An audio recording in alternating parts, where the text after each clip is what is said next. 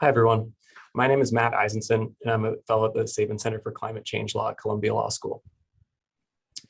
I'm pleased to welcome you to this Climate Week event on citing renewables in New York, and I'd like to thank the Columbia Climate School for co-hosting this event. To give you a quick overview of how we're going to use our time today, I'm going to start with brief introductions, and then I will speak with Hootan Mavaney, Executive Director of the New York State Office of Renewable Energy Siting, for 30 minutes.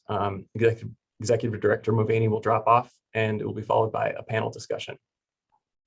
We'll have about 60 minutes for the panel discussion, and we'll leave some time for Q&A. Feel free to address questions to specific panelists through the Q&A as we go along. Executive Director Mavaney won't be answering questions, but the other panelists will. Now, I'll briefly introduce our 5 speakers. Hootan Mavaney is the Executive Director of the New York State Office of Renewable Energy Siting, or ORES. Before leading ORES, Hootan worked for the New York State Department of Public Service, where he led certification of electric generation and transmission facilities. He also previously worked for NYSERDA, the New York Power Authority, and the Florida Solar Energy Center. He has degrees in electrical engineering and energy management and policies. We also have 4 panelists who will speak after our discussion with Hootan Mavaney. Our first panelist is Noah Shaw. Noah is a partner in the energy and climate practice at the law firm Foley Hoag, where his practice is focused on renewable energy projects. Noah is the lead permitting counsel for multiple projects in front of ORES. One of those projects, the 500 megawatt Cider Solar Project, is the largest solar project in the history of the state and the first project to have filed its initial application with ORES and to have received a final permit.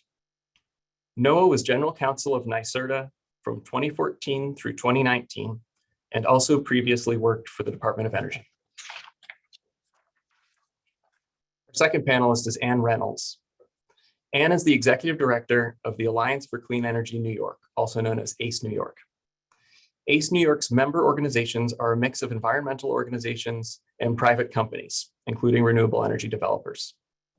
At ACE New York, Ann successfully advocated for New York's climate law and other legislation. Prior to leading ACE New York, Ann served as Deputy Commissioner of the New York State Department of Environmental Conservation, DEC. She also previously worked for Environmental Advocates of New York and the TELUS Institute for Energy and Environmental Strategies in Boston. Our third panelist is Cullen Howe. Cullen is a senior attorney with NRDC's Climate and Clean Energy Program, where he focuses on renewable energy policy in New York and other eastern states. He is also a member of NRDC's Sustainable FERC project, where he focuses on improving the transmission planning process. He previously directed the New York office of the environmental nonprofit, the Acadia Center. Our fourth and last panelist is Audrey Friedrichsen. Audrey is the senior climate and renewable energy attorney at Scenic Hudson, a conservation group focused on protecting the Hudson River Valley in New York State. Scenic Hudson strongly supports the goals of New York's climate law, including its renewable energy targets. Audrey's work focuses on renewable energy siting and making the Hudson Valley a model for the transition to clean energy. Audrey previously practiced municipal land use and zoning law at private firms. Now I'll ask the panelists to turn off their microphones and we'll begin a discussion with Executive Director Mavaney.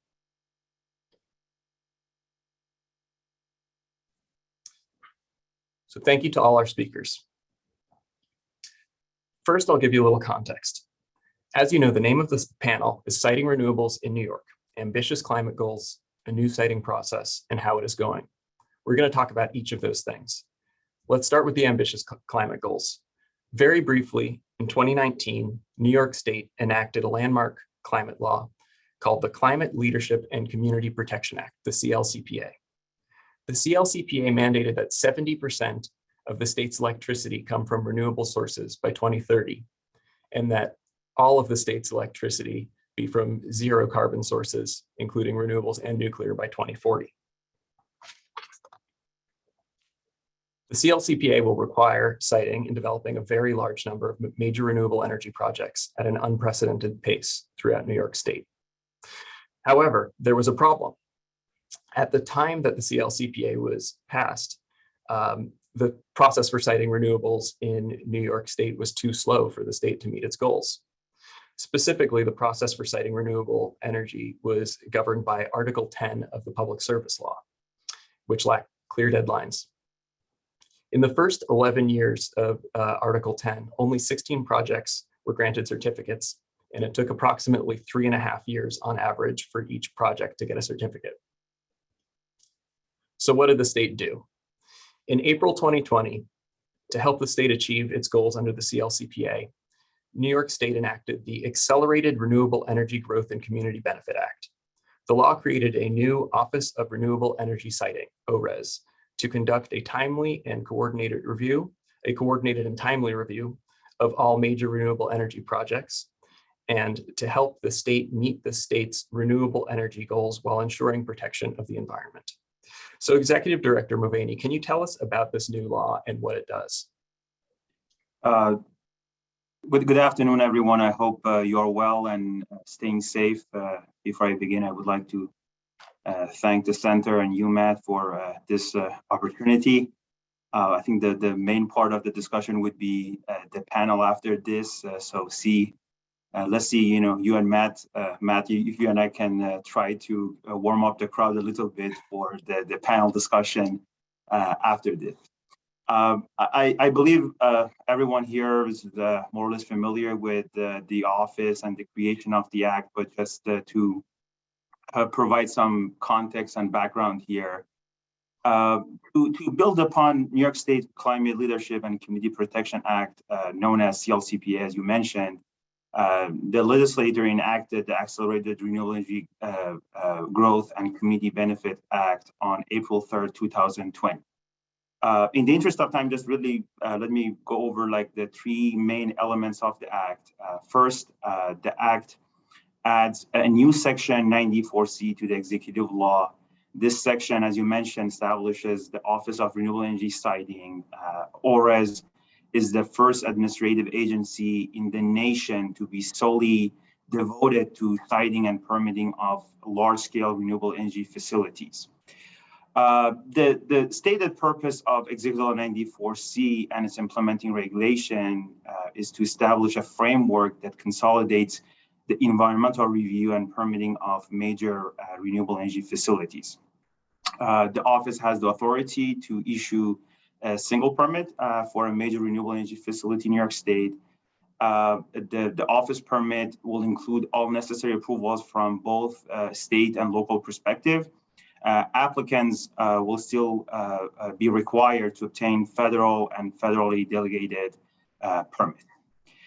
Second, the act provides NYSERDA with authority to acquire or lease sites and make them shovel ready for building renewable energy projects. Third element of the act essentially was amending Article 7 of Public Service Law and essentially place, in some cases, 9 months, in some cases, 12-month time frame on permitting of major transmission facilities. Thank you. And can you give us some context, maybe some numbers? How many applications do you have in the pipeline? How many have been approved? Do you have any visibility into how many might be coming your way? Sure. The legislature made it clear that there is no time to lose in combating climate change. Accordingly, the office was required to begin accepting and processing siting permit applications from the day that office was created. To date, the office is working on a portfolio of 74 major renewable energy facilities. This would be roughly around 11 gigawatts of capacity. This portfolio includes 30 Article 10 transfer applications that have opted into the Executive Law 94C process. To date, the office has received 16 full siting permit applications, and accordingly, the office has issued 7 final siting permits so far. The remaining 9 full siting permit applications are at the various stages of permitting process, from completeness determination, review to hearings, which must be completed within 1 year from the date an application is deemed complete. Thanks. So you started to get at this, but one of the innovations in the New York siting law is that it has very clear, specific deadlines. In practice, how are these deadlines working, and what's been the time frame for getting an ORES approval? Exactly. As you pointed out, the law explicitly recognizes that the renewable energy projects must be cited in a timely and cost-effective manner. Specifically, the office must issue a siting permit within a year of the date the application is deemed complete. In some cases, that time frame is actually 6 months if the project is proposed to be located on a brownfield, landfill, or generally speaking, underutilized site. In processing these applications filed with the office so far, the office has met and exceeded all statutory deadlines and timeframes. For 6 out of 7 projects approved to date, ORES issued final decisions in around 6 months, well within the 1 year deadline. As you pointed out, this project represent fastest large-scale clean energy projects permitted in New York State history, and represent the collaboration among office staff, applicants, and host community and local governments. We are positioned to continue this trend for all application. I want to also make a point that while it's true that the Executive Law 94C requires the office to process renewable energy projects in a timely and cost-effective manner, the office is also tasked with protecting the environment and considering all pertaining social, economic, and environmental factors in a decision to permit or deny a major renewable energy facilities. And for these 7 applications, as well as the remaining applications in the pipeline, the office has conducted a detailed review to ensure that these facilities would meet or exceed the requirement of Executive Law 94C and its implementing regulation. And for the folks participating on this webinar, I strongly encourage them to check our website and look at, just for the sake of looking at one of the application and the level of detail and the information that's included in either one of these applications, the level of analysis and public participation that we have, just to get a sense of how much it goes into it. So as I said, of course, speed and the quantity of applications are very important, but the quality and the level of assessment, environmental assessment, and analyzing the impacts of these type of facilities are equally important. Yeah. So aside from these clear deadlines, what else is new about the new siting process that distinguishes it from the Article 10 process that came before, and what are the key characteristics? So there are different ways I can answer your question. In the interest of time, I would just answer this, that the regulations are a comprehensive blueprint for how to navigate through the permitting process.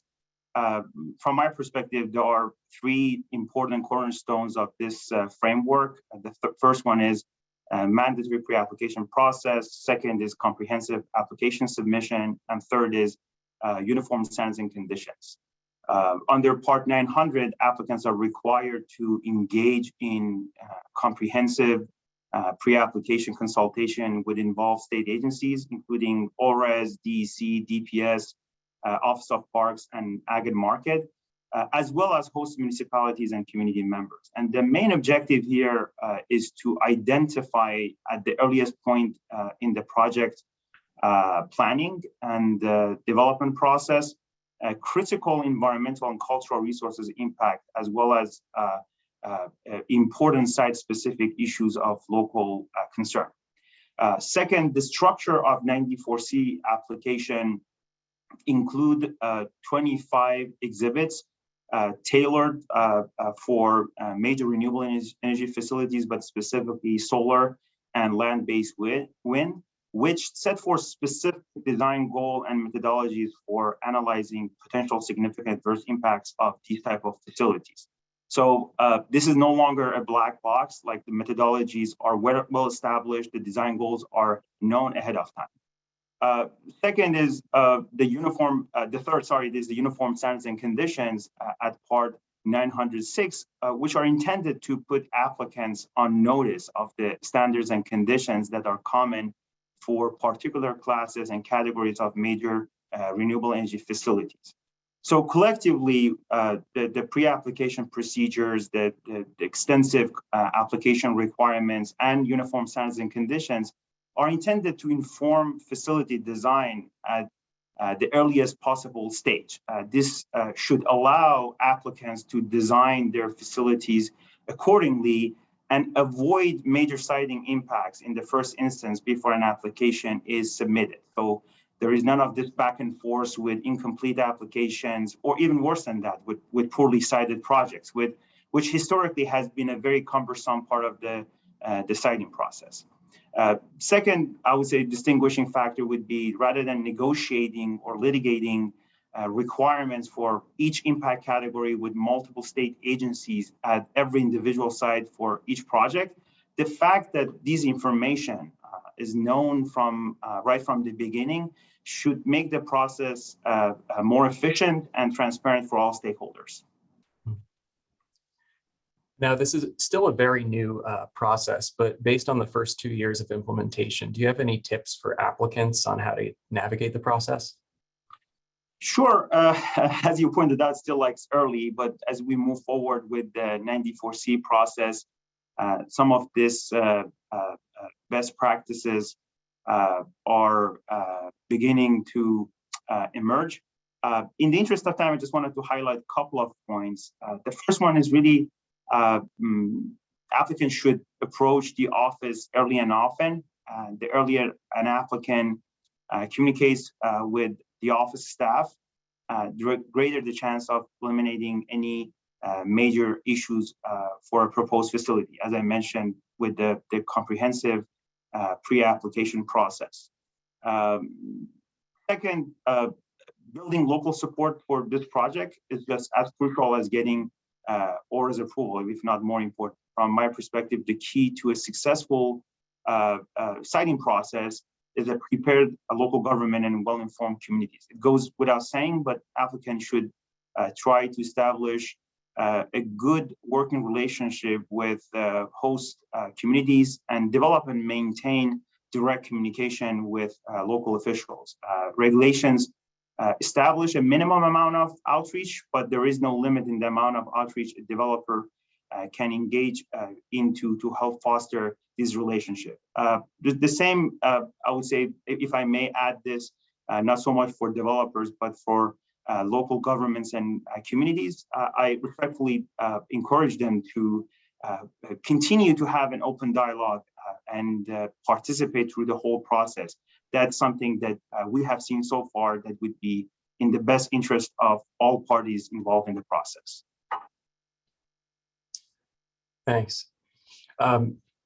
So one of the themes of this, the panel and the discussion today is that the state has these ambitious climate goals in the CLCPA, and can we meet them? I was looking at the latest data for the month of June 2022, and it looks like New York was still getting about 50% of its electricity, utility scale electricity, from fossil fuels, 21% from nuclear, 27% from renewables. Under the CLCPA, we'll need these numbers to be much higher for renewables, 70% by 2030. And it's currently, or in June, it was 27%. I think sometimes it's as high as 30. How do we get from 27% to 70%? And is ORAS positioned to meet the CLCPA goals? Yes, ORAS is prepared to accomplish its mission and process all major renewable energy facilities needed to meet the CLCPA goals. And from my perspective, I have two primary reasons for that.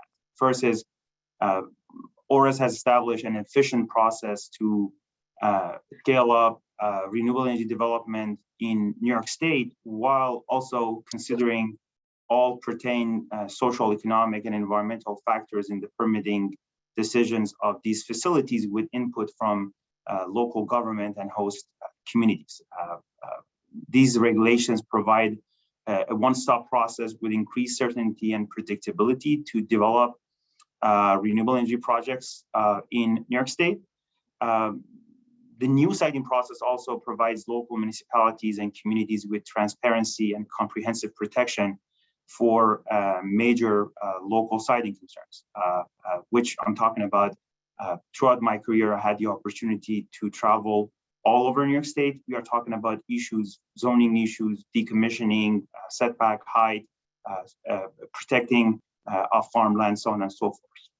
The second reason from my perspective is essentially the office has built an extraordinary team of subject matter experts to implement the new permitting process. Further, we have established operational workflows and processes with our sister agencies at DEC, DPS, Office of Parks, and Ag and Market, which essentially collectively we're working together toward in a coordinated fashion toward reviewing these facilities.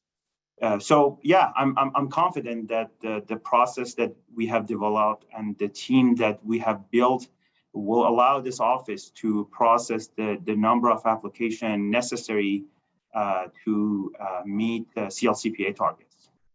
Yeah, and you've mentioned, the staffing at your office. I understand, brand new office, you had to staff up very fast over the last couple of years.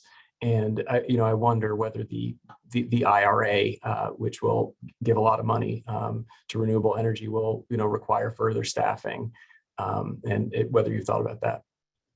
Yeah, ORA has been staffing up over the course of last 2 years, and will continue to do so to make sure we have adequate support to review and process the number of applications needed to meet CLCPA. And do you have any other comments that you'd like to make at this event? Sure. Just to wrap up, the climate crisis is the biggest problem of the future. It's going to take all of us working together to transform our society and save our planet. Collaboration among stakeholders is the only path for accelerating the pace of change that we want under CLCPA. Now, more than ever, we need to build cross-stakeholders collaboration to find common ground across various issues. We must do everything we can today to ensure a sustainable future for our children. I believe we can make this shift, and I hope you and other stakeholders will continue to support this office. We look forward to working with you and all stakeholders. Once again, thank you, Matt and the Center, for allowing me to speak with you all today. Thank you, Executive Director Mavaney. Thank you. So now I'd like to invite our panelists to turn on their cameras. We have approximately 60 minutes for a panel discussion and Q&A, and everybody should feel free to submit questions directly to us through the Q&A function. And if there's a particular panelist that you'd like to address your question, please feel free to specify. Now, for the panel discussion, there are 4 main topics that I'd like to address with the panelists. The first is what's working about this new process. We've heard Hutan describe the main features of the new siting process, the deadlines, the 25 exhibits, the pre-application procedures. How's it working so far? And what do you like about the process? Second topic is what could be improved. In your experience, either as lawyers for developers or as advocates, what have you seen where there are areas of improvement? Third, are we on track to meet the state's climate goals? And does the siting process do what it needs to do? And then fourth, how will the Inflation Reduction Act affect siting in New York? So I'd like to start with Noah. And Noah, this question, what's working about the new siting process? I mentioned in the bio that you were the lead counsel for a few projects that are in front of ORES now, including Cider Solar 500 megawatt project. And I'd like to hear from your perspective how the new process is working, both in terms of how fast things are moving and in terms of the results, both the sort of quality, quantity, and those considerations. Sure. Thanks, Matt. And just before I get started, it's these are never binary. It's never like everything is working really well in one respect and terrible in the other respect. There's always a mix, and it's project specific and dependent on a lot of different things. But what I will say is that I think just taking a step back for a moment, out of the kind of the technical aspects of the law and the way the regulations were written, what's working is the market signal. And that's what policymakers always try for. And that's what I tried for when I was at NYSERDA and we were designing various different programs. You want to communicate to the industry, to stakeholders, to communities, to all the different people involved that, A, you're open for business, and B, that there's a pathway and certainty with respect to cost, with respect to time, and that future decisions by the government regarding a particular program or office or whatever it might be are going to be reliable and consistent and something that you can bank on, sometimes literally. So in that respect, this new process is working, I think, because we see significant investment by the industry in the process. You see significant positive reaction over and above, certainly what was happening under Article 10. And I think you see, for the most part, with some exceptions, no doubt, communities starting to understand how to engage with developers early and often to move projects in particularly, sort of constructive directions. So that's kind of number one. Number two is, I think people focus a lot on the timelines. Those are important, but as Hutan mentioned, the clock doesn't start ticking until the application is deemed complete. And there's years of work that happens before the application is deemed complete. Not only pre-application, but there's a lot of back and forth with staff, once the application is made. In my view, in my experience, probably the most valuable sort of piece of the 94C process are the standardized conditions. It gets to the genius idea that if you're government and you tell people what you want, they'll actually bring it to you, right? Not everything needs to be a black box. And so again, the market signal to say, listen, if you want to develop a project in New York State, here's the formula. Go do it. With obviously some softness around the edges, depending on the particular project and where it is and all that. But I think that the reaction to that has been very positive and will result long term in projects coming to the application process that are frankly better for everybody, better for the state, better for communities, better for developers, and will reduce cost, reduce time, and lead to an ability to meet our goals. So those are the two things that come to mind right off the bat in terms of what's working. Thanks. Now, Audrey, same question for you. And you're coming in from a different place as someone who works at an environmental group and is very focused on environmentally responsible siting as sort of your primary mission here. So what do you think is working about the process? Great, thanks, Matt. Yeah, so as you mentioned at the outset, the perspective of Scenic Hudson, which is a regional organization, is we support the CLCP goals. We want to see accelerated renewable energy development, but the approach we think should be taken is a sort of smart from the start, right? And so building both on what Hutan said and what Noah said with regard to the uniform standards and conditions. And when the 94C regulations were proposed, that approach of, as Noah described, telling people what you want from the very beginning is one that we support because it aligns with a smart from the start kind of idea. And as Hutan mentioned, it informs design very early on. And that is distinct from our experience in the Article 10 process where, the developer proposed a project and then iterative, discussion and negotiation and stipulations, and years later, maybe the design becomes one that is more accepted by the community. So I think the uniform standards and conditions are definitely an improvement and should be working, and we should see that more and more as the projects that are before ORES are less and less projects that came over from Article 10, but instead are a 94C project right from the get-go. And I think that pre-application consultation and discussion with communities and with residents is also something that should be an improvement. And, as Hutan suggested, do that as soon as you can. The regulations only require that, I think, 60 days ahead of the application.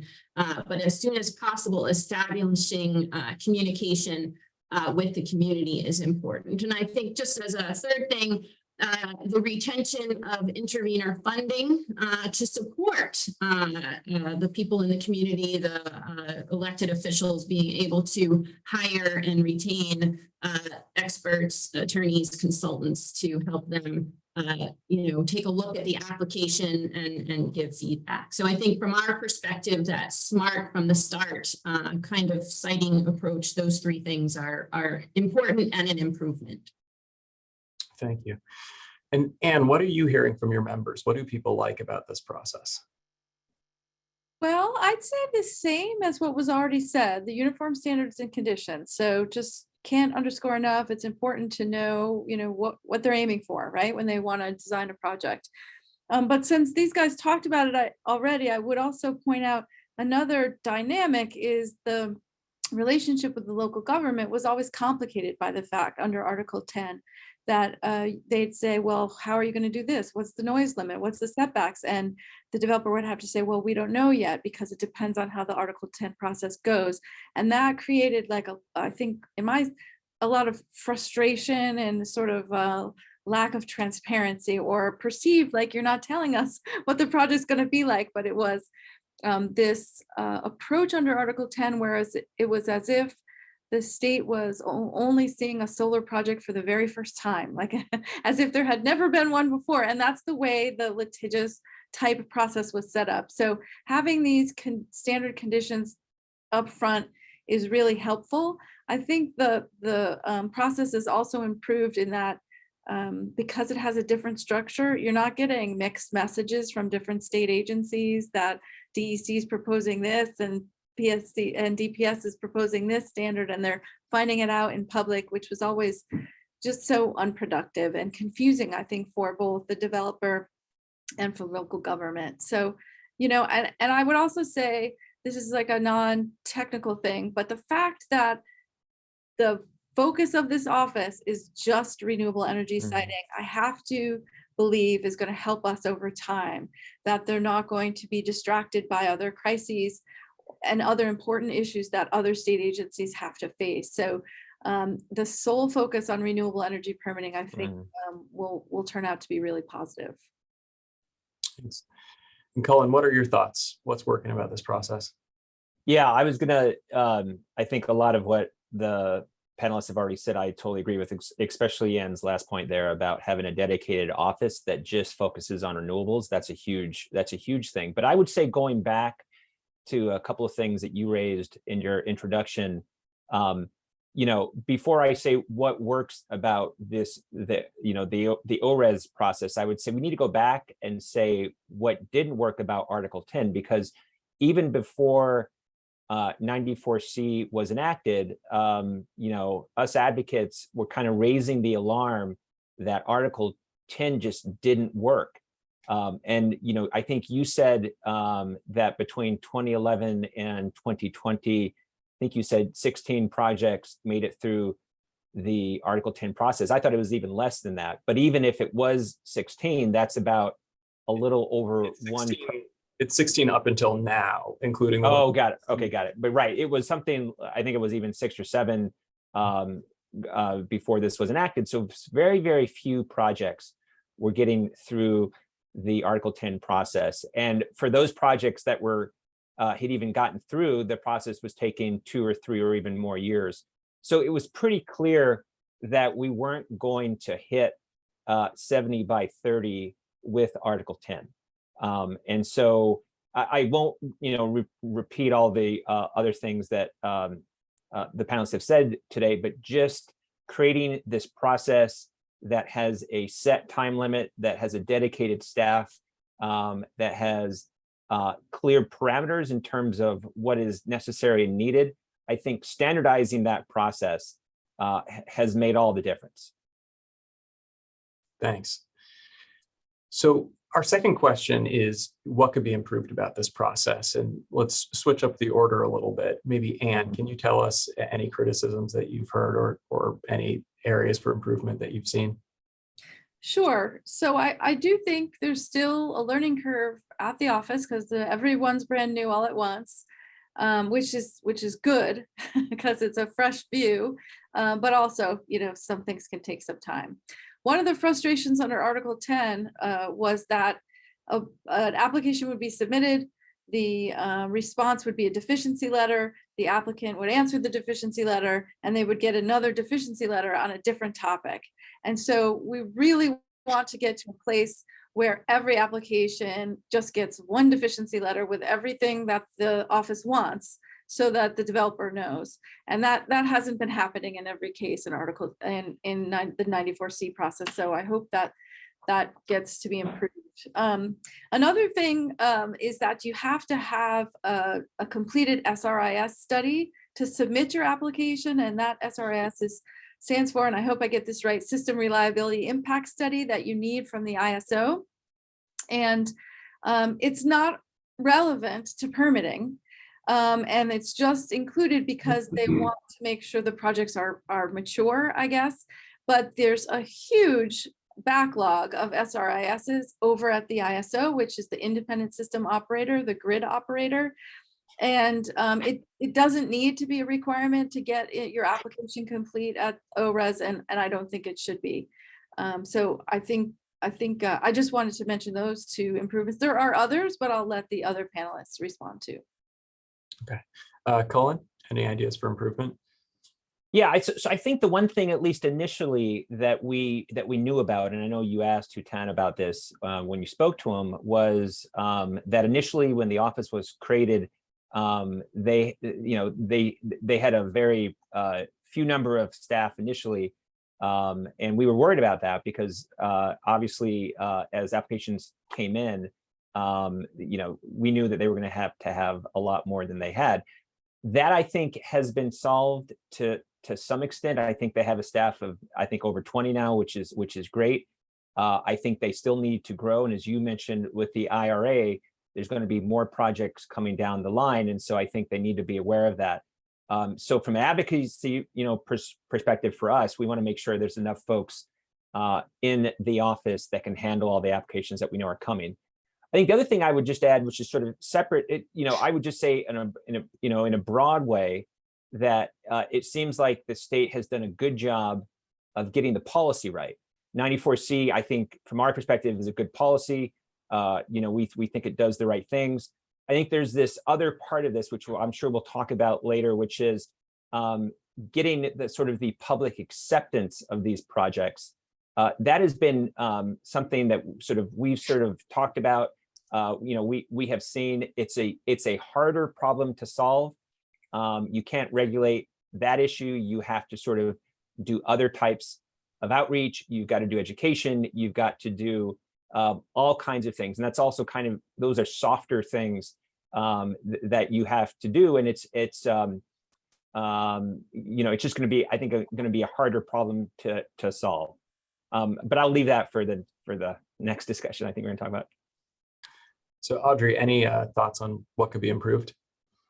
Yeah, actually, I think I will also speak slowly. I might have a bit of a echo in my microphone to build on what Colin mentioned, right? The issue of public acceptance, and what we see as going hand in hand with that is also that a lot of times objections to projects may be raised on the basis of impacts to agricultural soils, farmland, farming and the farming economy. So in terms of the actual 94C process, again, I mentioned, and, we support, and we're glad to see that requirement in there for ahead of time developers coming and speaking to the host community officials, speaking to the community, but how to maybe build into their earlier rather than later a manner in which any concerns can be raised and then incorporated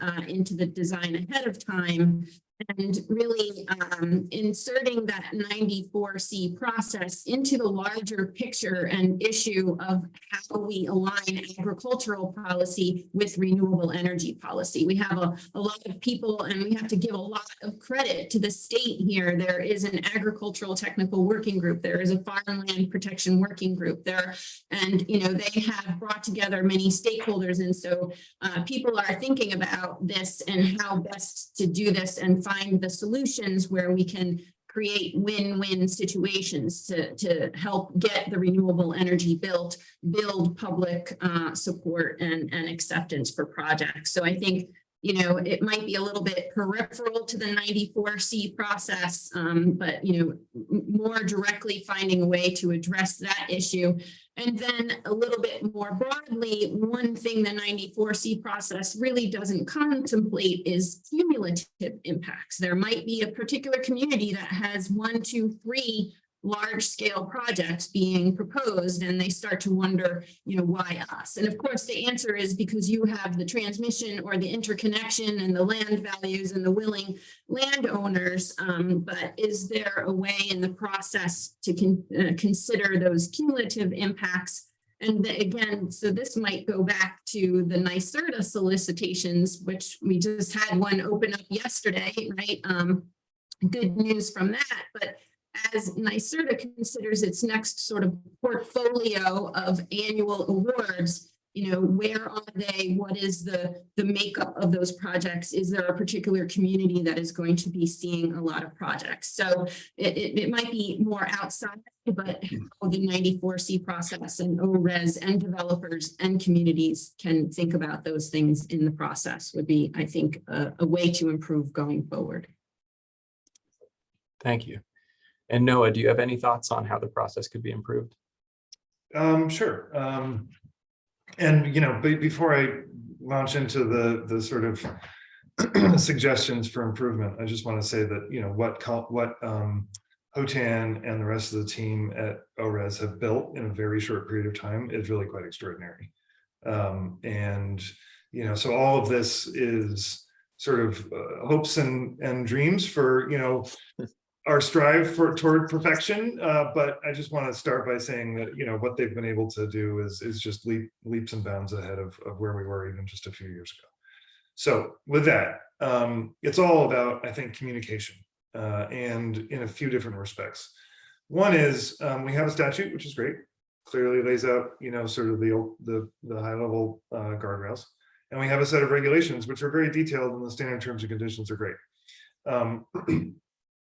But there's a lot left between the lines, right? There's a lot left in terms of how applicants, especially many of whom are new to New York, right? They don't know what the rules are. They don't know the history of how everything evolved. They haven't been having conversations with staff or these communities for years. And most, regulatory entities, I do a lot of work before the Bureau of Ocean Energy Management. They have guidance and guidelines for every little provision of their regulation where that's written in a sort of user-friendly way, so that when you're trying to figure out what does this actually mean, how do I interact with the staff and when and how and what are all the details, there's more guidance. So I would suggest it would be very helpful if ORES would, adding to its plate of to-dos, think about strategic guidance for applicants who are trying to figure out how to navigate the process and who keep, frankly, misstepping through no fault of their own on things that really aren't laid out in the guidelines, but especially in the pre-application process, it's good to sort of have a little bit of a better roadmap about how to proceed, when and how. The second piece of communication, I think, is on an interagency basis. And obviously the agencies that Hotan listed are involved with the process a little differently than they were in Article 10, but there's still a good deal of interagency consultation, communication, review of application materials, et cetera, that all sort of now flows up into ORES staff, and ORES then makes the determination. I think there's always room for improvement with resources at those agencies who are tasked with sort of answering ORES's requests for, hey, can you look at this in a timely way? We got to make sure that DEC and DPS and parks and everybody else actually have the ability to do that in a timely way to support ORES, so that ORES can move as quickly as it needs to, because it turns out those agencies all have lots of other things to do also. And then I think the third thing is really, Anne mentioned this sort of dynamic which is a pain point for sure, with respect to the kind of iterative nature of the application materials. You send an application, you get a deficiency notice 60 days later, you reply to the deficiency notice, you get another deficiency notice with a bunch of other stuff. And by the way, with a bunch of other stuff that might be inconsistent with the deficiency notice that some other project got, that would all be helped significantly if there were more communication possible, which the law does not prohibit, let me make very clear, between the parties and staff during the process of that review. So, I mean, there are lots of instances where a question may be begged by an applicant by something in the application materials, and literally with a 5-minute phone call, it could be, figured out on day 5 of that 60-day period, as opposed to all piling up and being kind of listed into some big document that comes out 60 days later. And if everybody who's a party to the case needs to be involved with those communications, great, but let's just have them. It does not have to be this kind of, cone of silence for 2 months, and then the big reveal about all the things that need to happen. So I think that those, more consistent, constructive communications throughout that pre-application period would likely lead to, frankly, in the end, a lot less work for staff, and a more efficient, faster process. So our third topic for the panel is whether we're on track to meet the state's climate goals, and specifically focusing on the siting process. But before we go there, I wanted to build on a few things that I've heard so far. So I think, Anne, you mentioned that there's problems with interconnection. And I just want to get a sense of, to what extent is siting the bottleneck right now? Is the challenge of siting what's, slowing down the development of renewable energy in New York, or is it, the cost, or, mineral scarcity, or interconnection? Where does siting stack up here? Do you have any thoughts on that, Anne?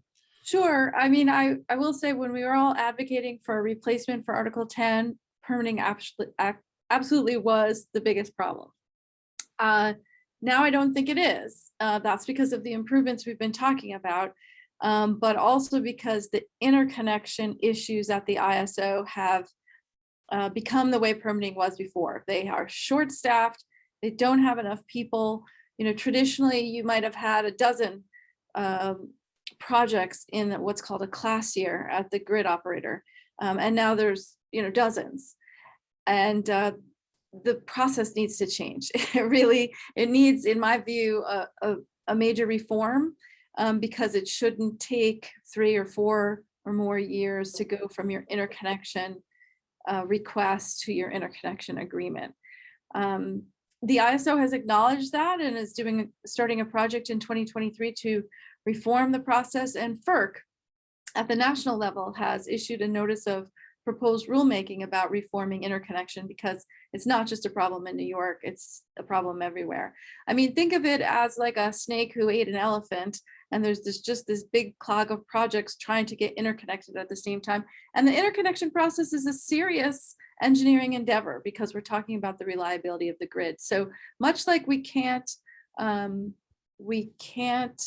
change the permitting process to reduce protections for the environment, we can't change the interconnection process to reduce protections for reliability, but we absolutely need to change the interconnection process to make it more timely. Was that the question? Yes. I just went off on my soapbox there for a minute.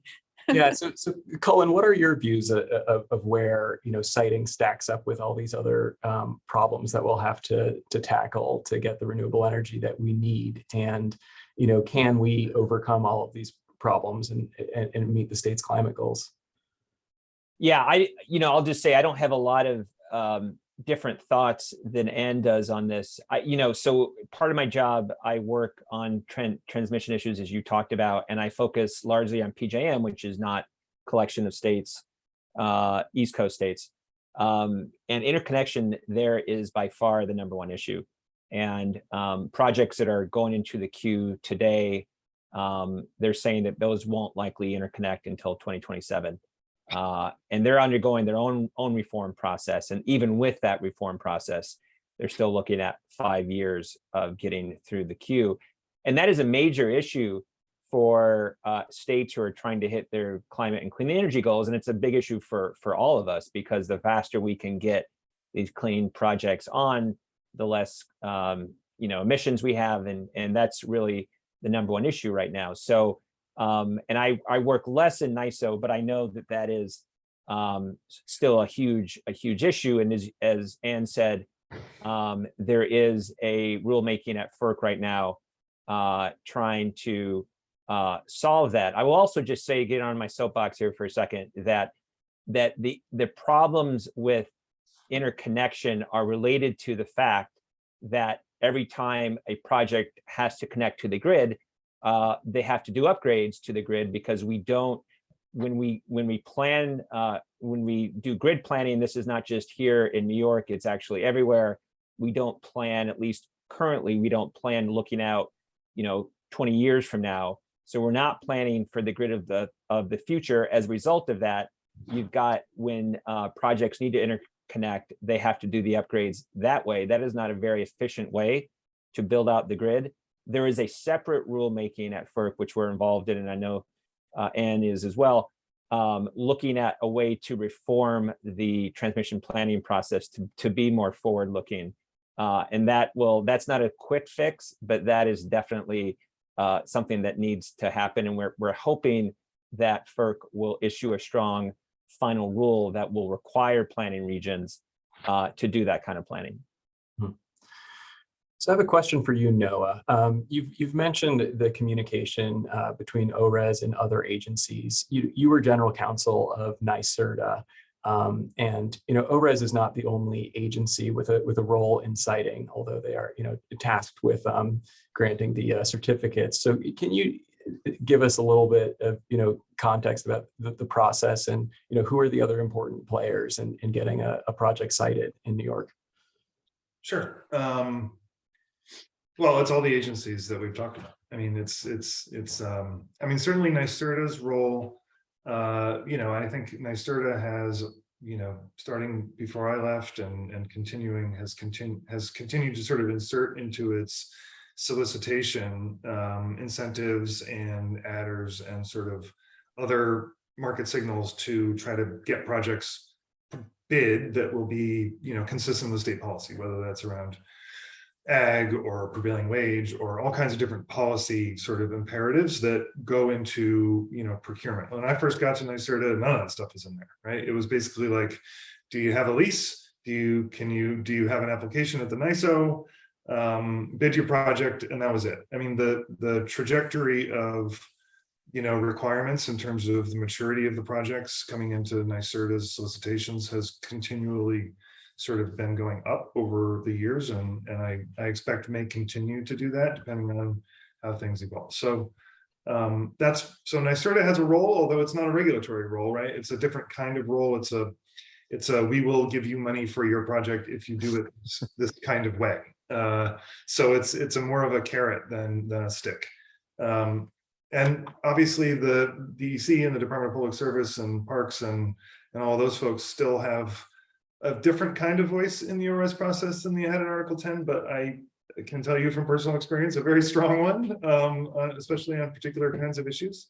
So, and clearly, in certain respects, where the Department of Environmental Conservation, for example, is delegated authority under certain federal laws, that jurisdiction is still separate from ORES, and applicants have to go and make sure that they're checking those boxes for the certain kinds of things that ORES does not have jurisdiction to make sort of determinations on. So that's the sort of constellation of entities at the state level.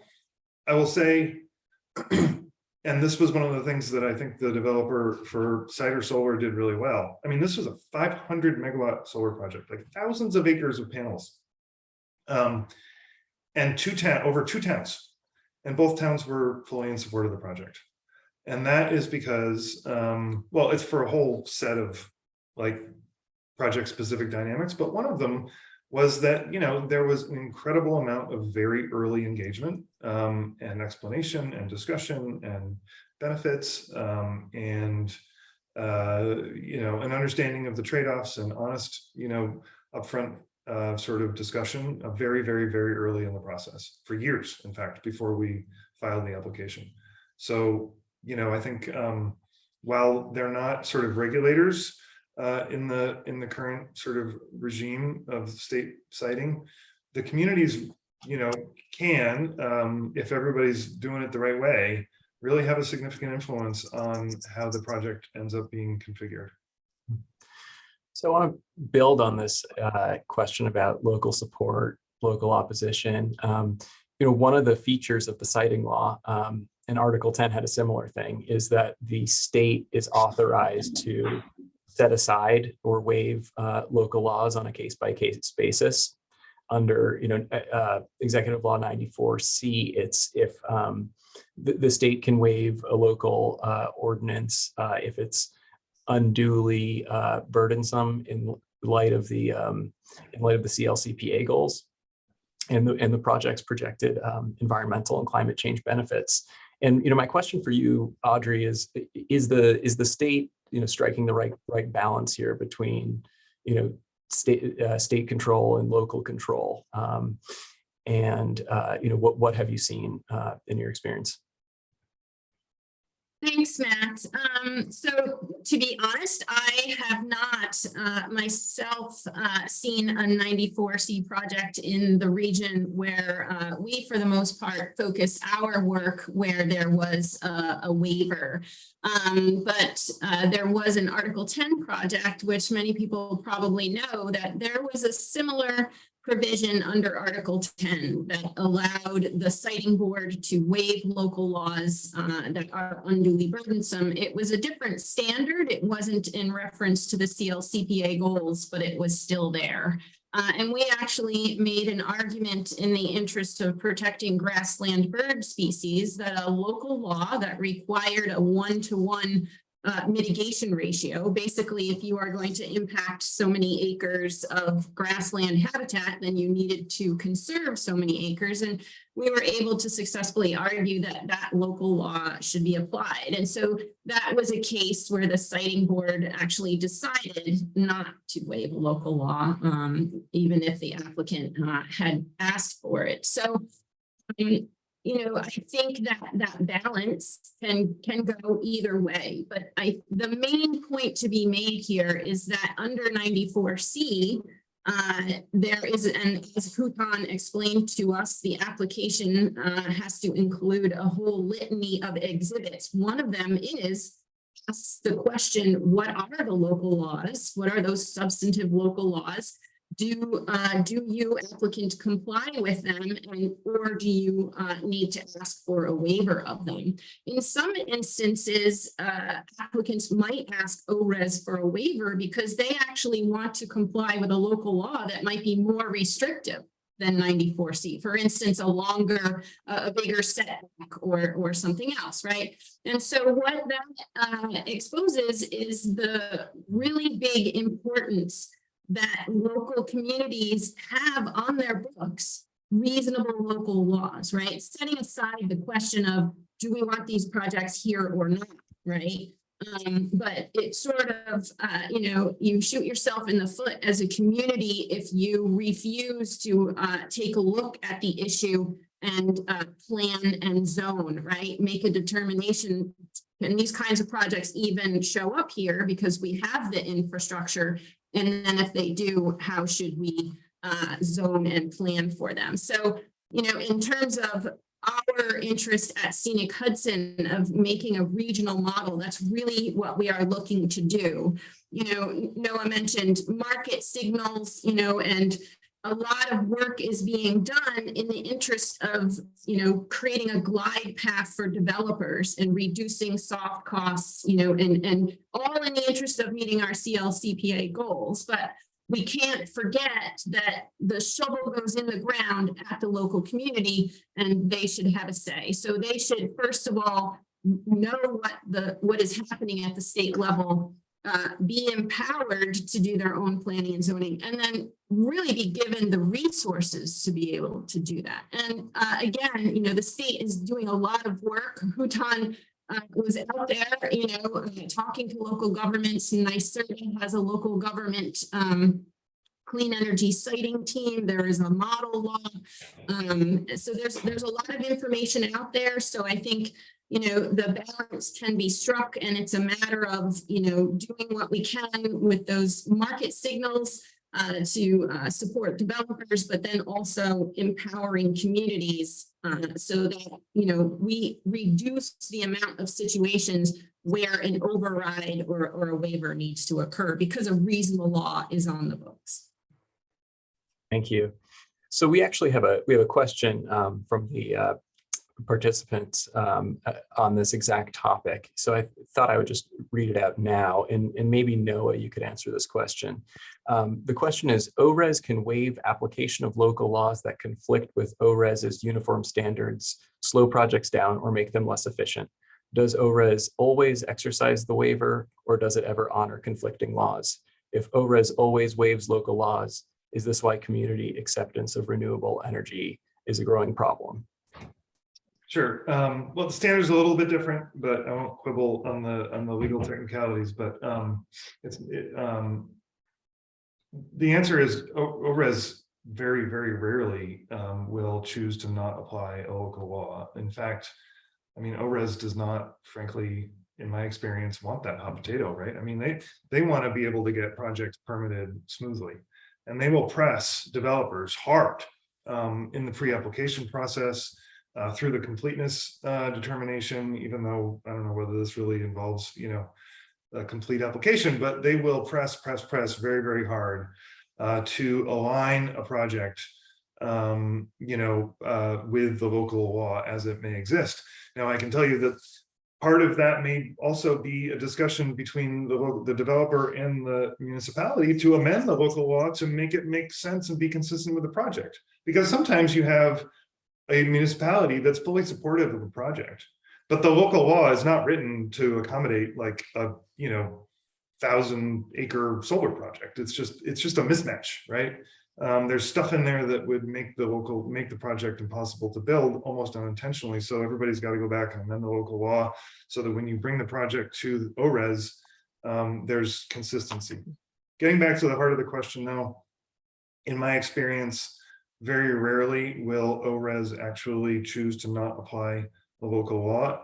It only really happens when, and I'm trying to think of instances where it even has happened by ORES at the moment, but I think it only would happen where there had already been a very large amount of negotiation and effort to align, and for whatever reason, the town or other municipality you know, was just not going to move on a project that otherwise met ORES's, you know, standard conditions and regulations. So hopefully, I will say the one thing, and I think part of the root of this question, if I remember, Matt, was like, are we making progress towards our goals? It's good to remember that like we're still at the very like beginning of the race around the track here. I mean, this is all still sort of working through. And this question of the overlapping jurisdiction at the state and municipal level, it's got all kinds of funky dynamics that people are still trying to figure out. It is not always the case. In fact, it is often not the case that, you know, that the dynamic between the two laws is the municipality one is more restrictive and the state one is less restrictive. Sometimes it's the other way around. Sometimes it's just that the municipal law like doesn't make any sense when applied to a solar facility.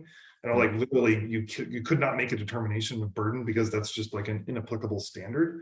So the question of how all that's going to shake out, I think is going to be one that is evolving, and hopefully by the time we get to 2025, 2030, 2035, and these things are still being built because our goals, the real goals are mid-century, right? Everything else is kind of, how do we reach our ultimate goal of greenhouse gas reduction? You know, there will be a significant amount of evolution and correction over the course of that period of time. It's good to remember, I think, that we're still only at the very, very beginning of this process.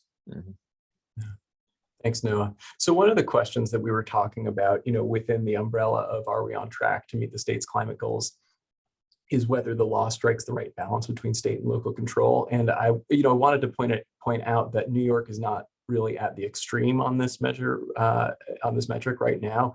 There's a law in California, a new law this summer, that automatically preempts local laws for renewable energy projects of a certain size. And just wanted to distinguish that the New York law still does require ORES to make a determination on a case-by-case basis about whether a local law is unreasonably burdensome in light of the CLCPA goals. So it's not an automatic preemption, unlike in California. So our fourth question is, you know, how does the Inflation Reduction Act affect all of this? We've talked a little bit about bottlenecks and how, you know, maybe interconnection is the big bottleneck right now. But, you know, how will this flood of new money affect siting in New York? You know, are we going to have a lot more applications? Will we need a lot more people at ORES? You know, what are your thoughts, Anne? I'm going to say that it's not going to affect it that much. So you might, Colin's laughing, you might disagree with me, but that opinion is based on faith that we were going to meet our goals, right? And our goals are 100% emissions-free power by 2040. So we were going to build enough renewables to get to that level. That said, it's going to have a huge impact on the total cost of this program to New Yorkers and who's going to be paying what. So the law is fantastic, and New York is very well positioned to take advantage of it.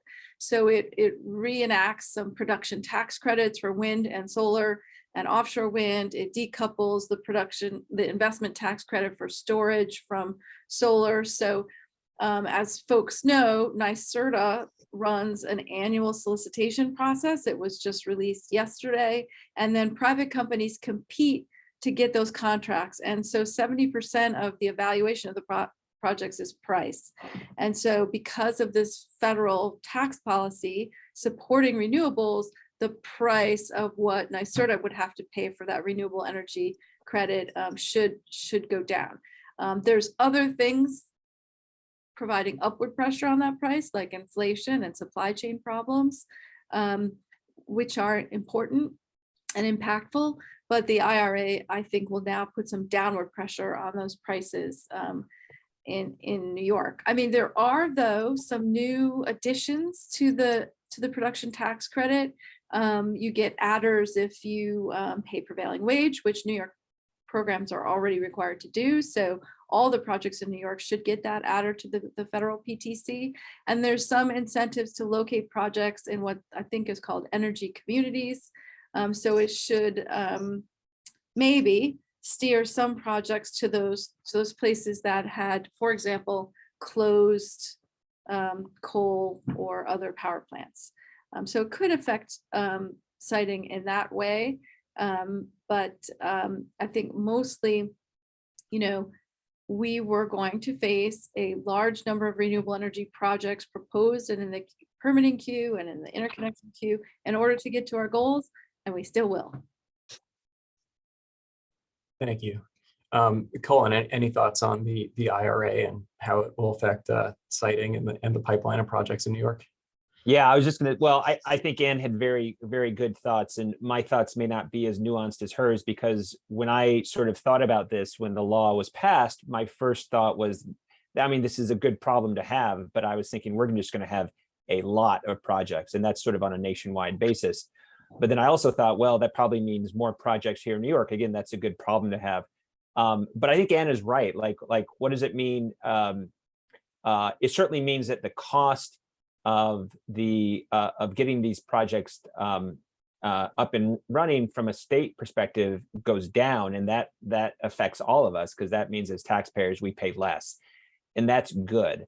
And I think Anne is also right, because if you look at sort of, one of the questions is, are we on track? And to hit our goals at 2030 and 2040, well, at 2030 we need to get to 70% renewables. We're at about 30% now. So we need to make that 40% up in about 8 years. There was so NYSO has looked at this, and for all of the projects that have been contracted for, and that includes offshore wind, that includes tier 4, that also includes behind the meter solar, and all the previous tier 1 contracts, we are at 66%. So, and of course, a lot of that hasn't been built yet, but at least it's been procured. So we are close to what our goal is, and that does not count, by the way, the announcement from Governor Hochul yesterday of 2,000 additional megawatts was for the solicitation. So if you add that in, I think we're probably there or very close to it. So we're getting, we are very close, at least, to procuring that. We still have to build it, which is sort of the big issue that we're all talking about today. But I think Anne might be right in the sense that, at least in New York, we may not see a flood of projects or a flood of new projects. We will likely see. We will see a flood of projects, but we were going to see it anyway. Well, okay, right. I meant, right. It's not going to change the equation as much as maybe we thought, but I would say nationwide, we are going to see a lot more projects, which is, again, a good problem to have. No, are you seeing any impacts from the IRA? Oh yeah, impacts everywhere. Impacts. Well, I'm going to take this in a slightly different direction, and I hope it's not sort of outside the scope of the discussion. But I agree completely with everything that Anne and Colin have said about kind of the narrow question of, okay, like, what does the IRA mean for siting solar and wind in New York State? But it turns out there's a lot of other stuff that has to get cited.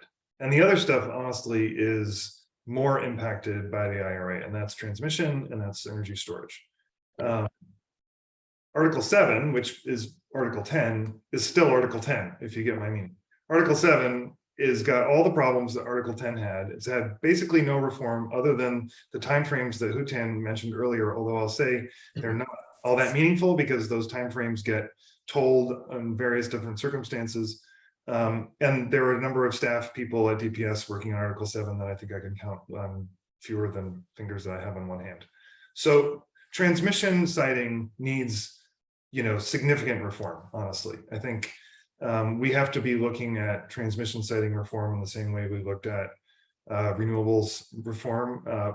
There's no rule. There should not be a rule against, standard conditions in transmission. I mean, honestly, transmission lines are probably more consistent across the board than solar in farm fields, or in fields where people want to look at views from the mountains they're climbing. So we need to be thinking about reform in transmission siting, and energy storage facilities. Bulk energy storage facilities are not within this jurisdiction of ORES. So, and we're not within the jurisdiction of Article 10. But large energy storage facilities are still being cited at the local level. Query whether that's going to make sense over the long term. As I have clients who had energy storage projects that in July were on life support. They were nowhere. They were sort of on the shelf. In August, they had a 40% ITC, right? So it's like this bulk storage market, and we're expecting a roadmap out of NYSERDA that will add even more certainty to that market here in New York, is really going to pick up over the course of the next couple of years. And it's all going to be, of a piece. The transmission, the storage, and the generation all have to be of a piece. And if the storage and transmission siting is not keeping up with the improvements in the generation siting, it ain't going to work. So those are the next big projects for the state, and hopefully we'll take the lessons learned, good ones and a few bad ones, but mostly good ones from 94C, and start thinking about those for those other large technologies.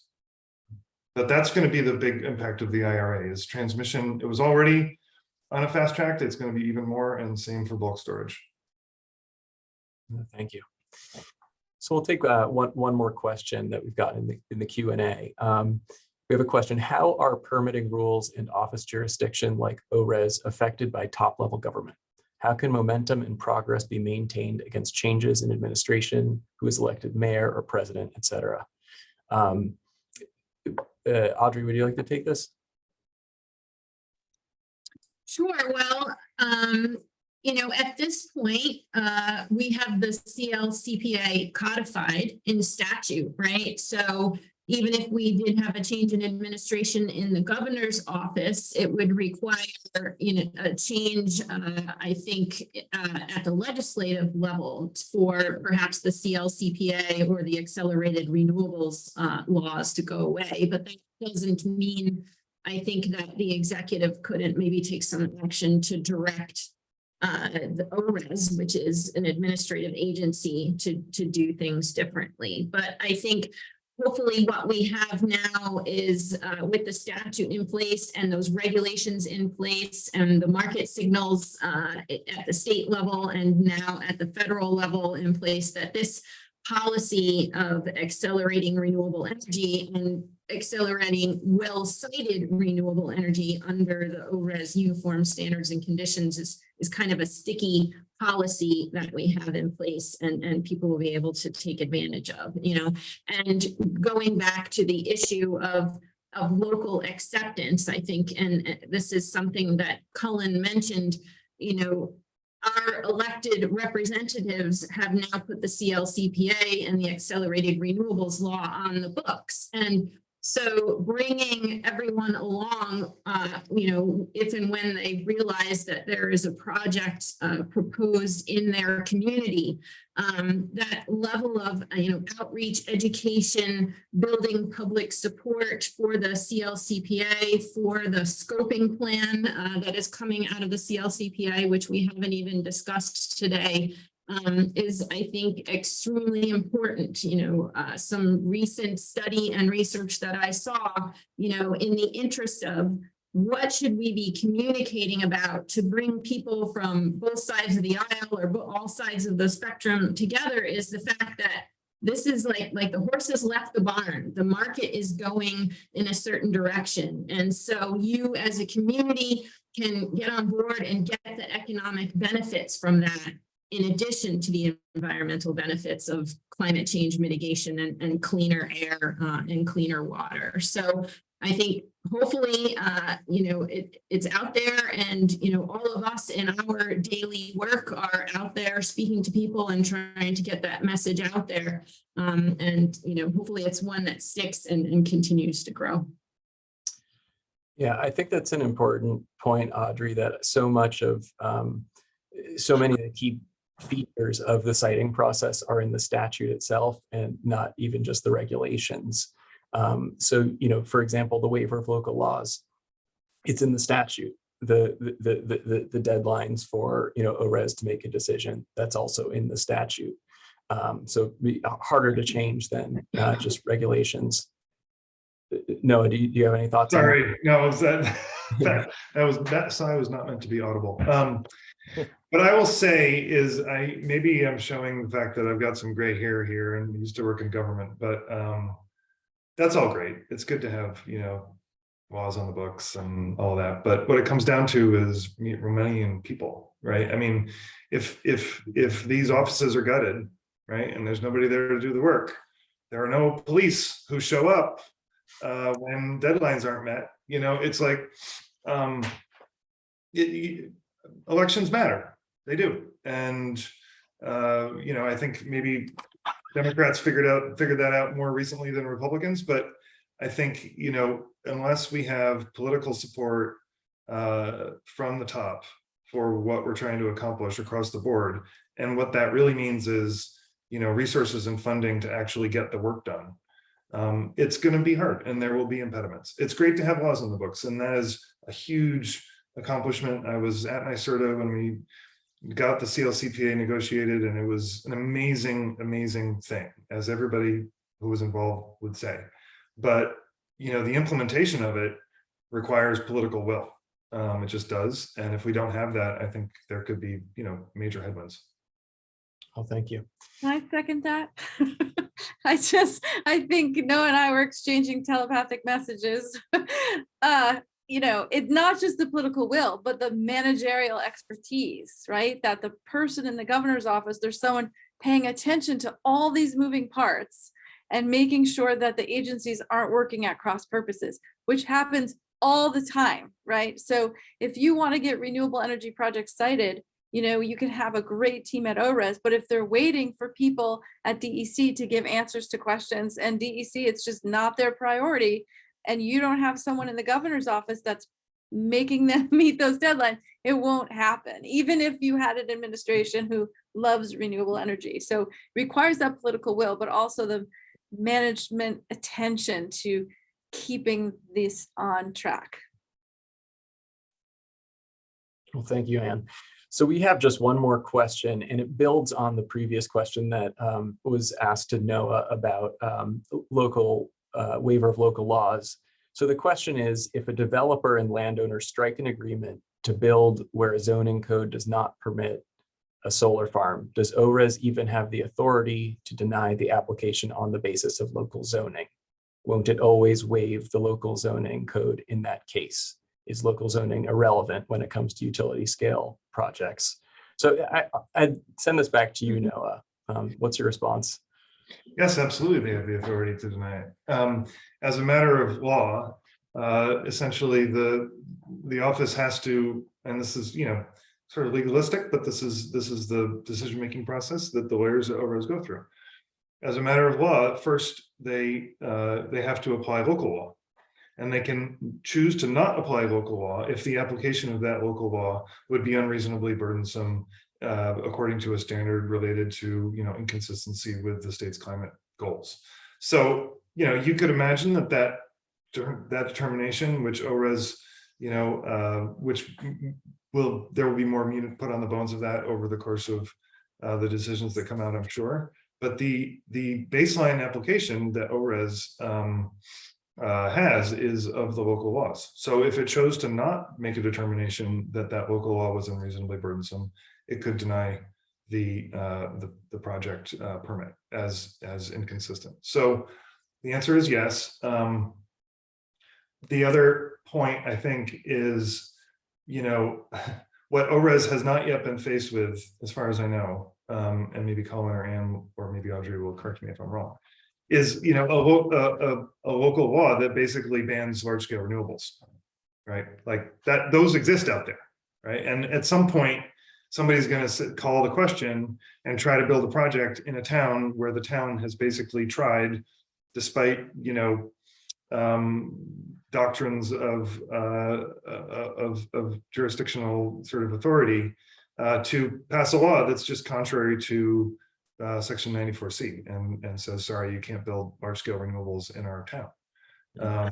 And then at that point, there, I think, will be this kind of interesting question of how ORES would deal with something so facial. Thank you. So we've gotten through the questions. Are there any last remarks that any of our panelists want to make? Anything you didn't, any points you didn't get to make so far? I have one. It was on the list of things that need to be improved, if that's okay, Matt. Yeah. Can't resist. Part of the Accelerated Renewable Energy Growth Act also required DEC to set up a renewable energy wildlife mitigation fund. And the idea is that when a project, it was determined that a project has avoided and minimized their impact to endangered or threatened species, but still has an impact that needs to be mitigated, they now go through a very iterative process to figure out what that project will be. And it's extremely frustrating for developers, even if they're extremely well-intentioned. That DEC will say, you have to mitigate this, so go out and find a project that would mitigate it. And they search around and maybe they find a tree that is a bat habitat that they can protect. And they go back to, I'm making that example up, but they go back to DEC and how about this? And like, no, not good enough. How about something else? And it's just not efficient. And so the idea behind this and the Accelerated Renewable Energy Growth Act is that DEC would develop the projects to protect endangered and threatened species, and the developers would contribute to that fund to do so, so that the projects would be more impactful and cohesive and part of a overall wildlife management and protection program for, say, grassland birds or for endangered bats. And it hasn't happened. And as far as I know, it hasn't happened at all. Maybe DEC is working on it and I don't know, but it's one of those remaining parts of the law that needs to be implemented. Thank you. Any other last remarks? I just want to note that you know, having a regulator come and talk is not always something that they're willing to do, and is sometimes hard because you're kind of constrained. I used to be the lawyer in government who would tell my principal, sorry, you can't go talk to that crowd. So, you know, I think that it was great to have Hutan kind of set the stage and have him come and, you know, while you could tell he was adhering closely to his preparation, I felt like, you know, I think the openness of the state to being out there and talking about these questions, how progress is going, what can be, how it's working, how it can be maybe improved, and sort of setting himself up, frankly, for us to all follow up with all of our critiques and otherwise is really indicative of the fact that the office is trying to do, is trying to really sort of perform in a way that is a little unprecedented, at least here in New York, for this kind of siting process. Yeah, no, I'll just say, to reiterate that point, is that Hutan has done an incredible job. I mean, he was sort of the first employee of that office when it was created, and he has done an incredible job of getting that office up and running, of staffing it, and yes, totally on doing this kind of outreach and education to let folks know about how the office works and to get feedback. I think he deserves all the credit in the world for that. Well, thank you. Well, thanks to all of our speakers and thanks to everyone who joined.